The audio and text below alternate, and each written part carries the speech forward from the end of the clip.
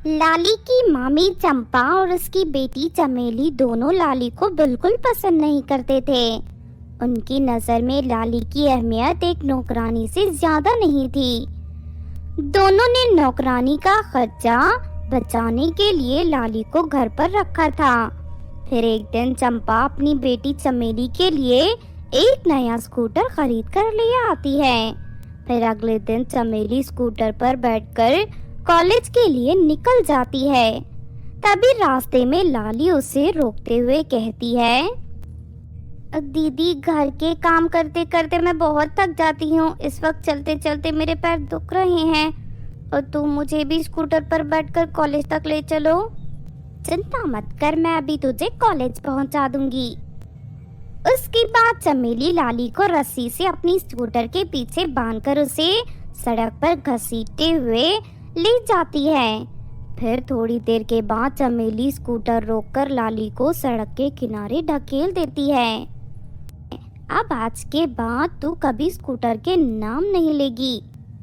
इस तरह हंसते हुए चमेली स्कूटर स्टार्ट करके वहां से चली जाती है। अपनी इस दुर्दशा पर दुखी होकर लाली जोर जोर से रोने लगती है।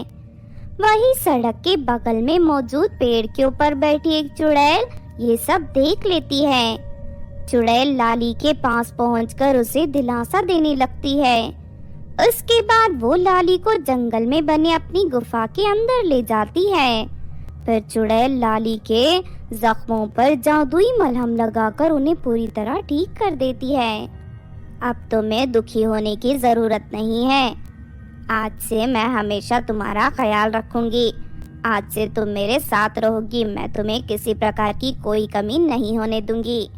इतना कहकर चुड़ैल लाली को एक जादुई झाड़ू और पैसों से भरी एक थैली देती है।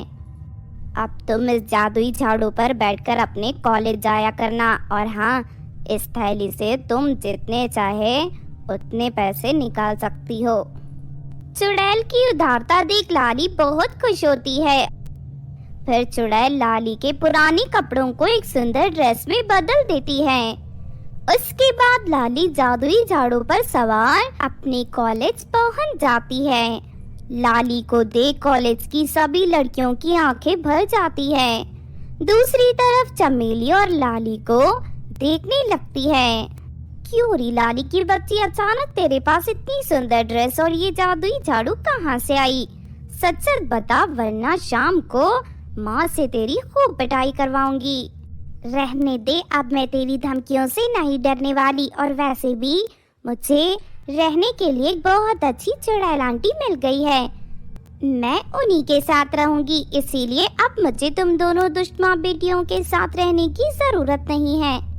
इतना कहकर लाली क्लास में चली जाती है। दूसरी तरफ घर जाकर चमेली अपनी माँ को लाली और चुड़ैल के बारे में सब बता देती है। लगता है उस चुड़ैल के पास बहुत सारी जादुई चीजें हैं और ढेर सारा खजाना है। हमें किसी भी तरह चुड़ैल को मारकर उसकी सारी दौलत पर कब्जा करना होगा। उसके बाद वो दोनों माँ बेटी एक तांत्रिक से मिलकर उसे अपने बुरे इरादों के बारे में सब बता देते हैं। तांत्रिक भी उन्हीं दोनों की तरह लालची था, इसीलिए वो फौरन उन दोनों की बातों में आ जाता है। अगले दिन वो तीनों चुड़ैल को मारने के लिए उसकी गुफा में पहुंच जाते हैं। देख चुड़ैल, अगर तू बचना चाहती है तो इसी वक्त यहाँ से भाग जा, वरना ये तांत्रिक तुझे जलाकर राख कर देगा। चंपा की धमकी सुनकर चुड़ैल को बहुत गुस्सा आता है और वो उन तीनों को सबक सिखाने के लिए आगे बढ़ती है। लेकिन तभी तांत्रिक चुड़ैल को एक कांच के गोले में कैद कर देता है। इस चुड़ैल को इसी कांच के गोले के अंदर जलाकर मार दो, उसके बाद इसकी सारी दौलत लेकर हम यहाँ से भाग जाएंगे। तांत्रिक उसी वक्त कांच के गोले के अंदर आग लगा देता है। बेचारी चुड़ैल दर्द के मारे तड़पने लगती है। उसे तड़पते हुए देख तीनों जोर जोर से हंसने लगते हैं। लेकिन तभी अचानक जादुई झाड़ू पर सवार लाली वहां आ जाती है। लाली फौरन तांत्रिक के हाथ से उसकी जादुई छड़ी छीन लेती है और जादुई छड़ी की शक्ति से लाली कांच के गोले को तोड़कर चुड़ैल को बाहर निकाल लेती है।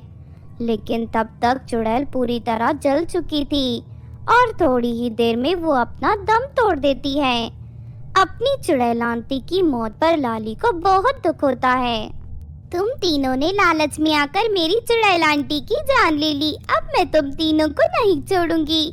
उसके बाद लाली जादुई छड़ी घुमाकर उन तीनों के ऊपर ढेर सारे तीर बरसाने लगती है। देखते ही देखते तीनों बुरी तरह घायल होकर जमीन पर गिर पड़ते हैं।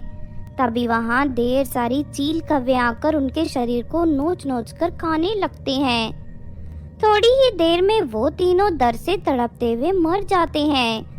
इस तरह लाली अपनी चुड़ैल आंटी की मौत का बदला ले लेती है।